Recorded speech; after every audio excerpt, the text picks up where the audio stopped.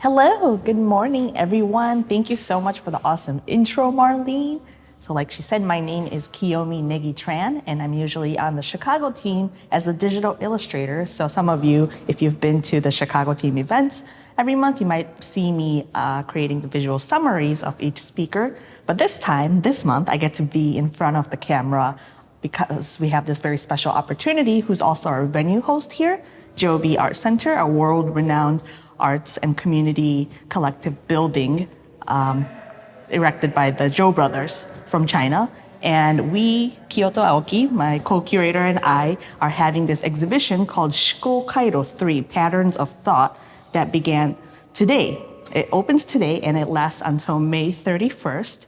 And we're live on site from the exhibition. So we're very, very excited to tell you a little bit about each of our professional careers, as well as the art organization that we work for / we run, and why we put together this exhibition at this time, and maybe a little bit of what goes into curating an art exhibition, if any of you are interested in that, and we'll leave a little bit of room for Q&A.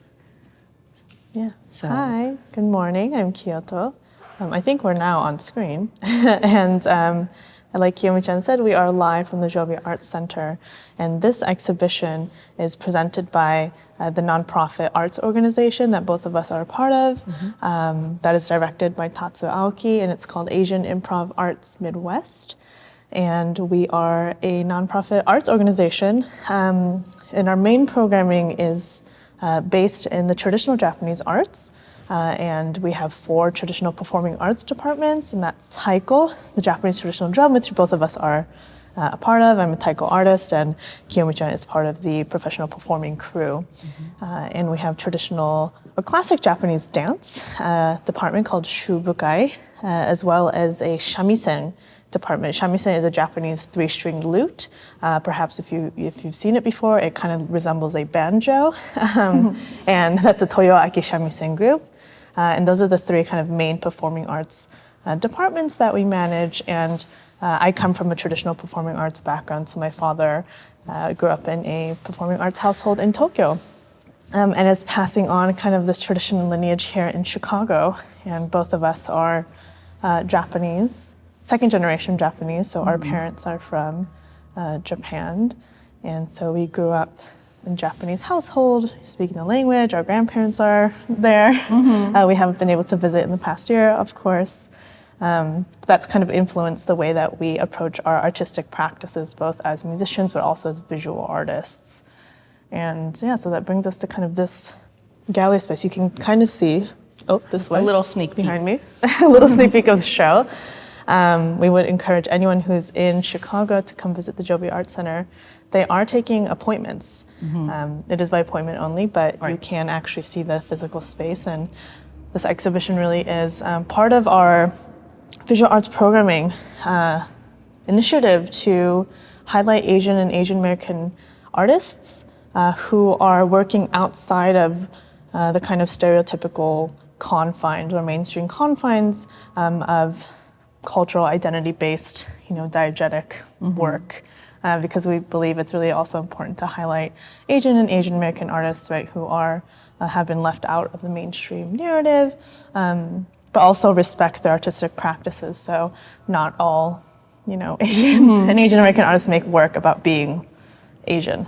And our breakout session is called Define the Monolith because, we happen to be Asian American artists, but I feel like any person of color has experienced this where they, when you compare yourself, when you're a part of a marginalized community and you are speaking to the other side, they tend to, whether they're conscious of doing this or not, tend to box you in or mitigate you to, sometimes just your cultural identity, or maybe they're just excited excited that they know someone who happens to be Japanese or who happens to be African American or whatever it is. So they assume that, you know, everything that you do or you create, if you're an artist or a creative of any industry, right?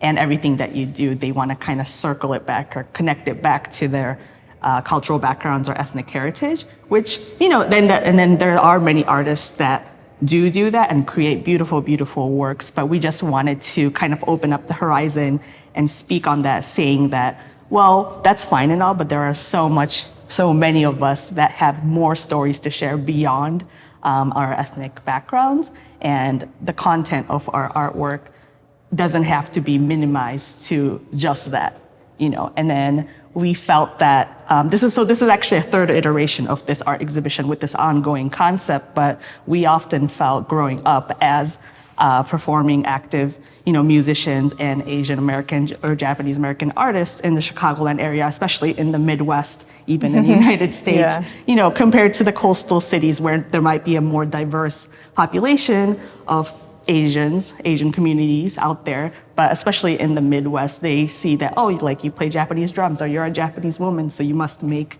work that is about that. And it's like, actually, Kyoto and I don't do that at all. And, you know, if we were not Asian and maybe if we were something else, I feel like the general public would not assume that of us, but because of who we are, they like to tie it back to that. And we're here to say that no, we're not having none of that.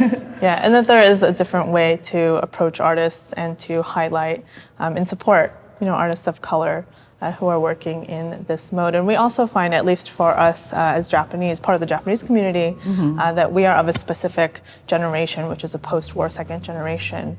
So, you know, our parents are from Japan and we speak Japanese. Like I mentioned, we go back to Japan often. And so our relationship to our identity is very different than those, say, who are, you know, fourth or fifth generation, who perhaps no longer have the language or parts of the culture, and so are using their artistic practice to kind of figure out the relationship, you know, to the homeland, to the language, to that part of their identity.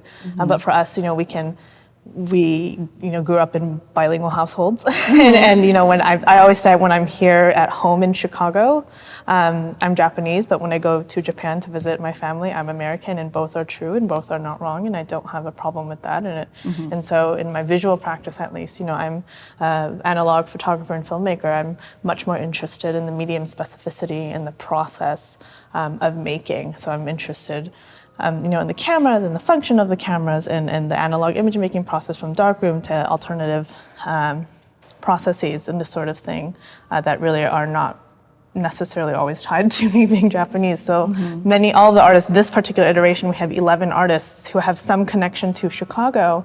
Many have studied here, but now back in their homeland. And they all make work that's very much based in their medium and are working. This year, the focus a little bit on the image. We have a lot of media, new media image makers, and so we're thinking about multiple iterations and approaches to the notion of the image, whether it's a reflected image, a reflexive image, you know, a internal kind of external photographic image, still image, sculptural image, this sort of thing. Yeah, a lot of interactivity. So if you get to come to the space, you'd feel it.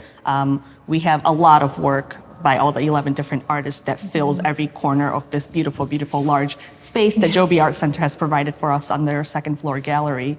But it is reaching out to you, it communicates with you, you know, as like a standalone artwork piece. And then when you see all the different compositions that we have set up for the work, they kind of speak to each other as well. So we hope that you could find like all the spaces in between to kind of like enjoy and indulge in the experiences. And I feel like that's something that we've all missed because of the pandemic, it's really hard for someone to go to a physical space and appreciate art. But Joby is very safe about that. And that's why it's, you know, by appointment only. And you get to have the space to yourself or you and your group of vaccinated friends or family members. Kyoto and I are vaccinated, so that's why we're maskless and together today, but also because we've been working on this exhibition for quite a long time together leading up to this exciting opening day today as well. So, yeah.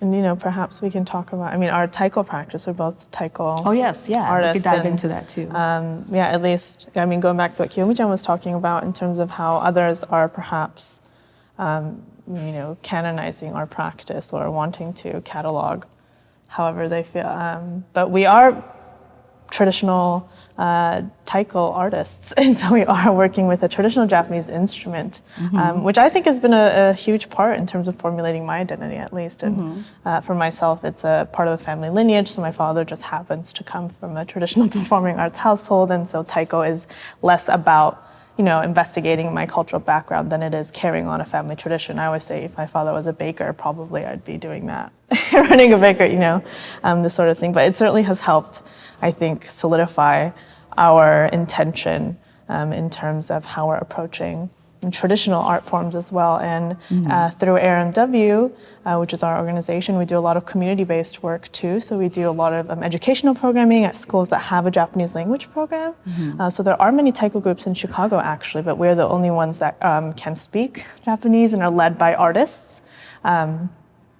So we go to schools and present the traditional instrument and do workshops and things in English and Japanese. And also have a lot of community members too, from children to adults. I think what RMW has done for us is that it's carved out a community of our own in the times, because it was an organization found, back in 1984, years ago, when there was less and less space, even compared to now in the Chicagoland area, for Asian American artists to thrive, Japanese artists to thrive. But working with the organization, it has given us an opportunity to kind of form our own community and form our own artist collective network. And we're grateful for that. Yes. And I think now, especially work by Asian and Asian American artist community members is highlighted. But we've been around for over 30 years in the Chicagoland area. So we hope to continue, and we hope you guys can also come make it to the show or any one of our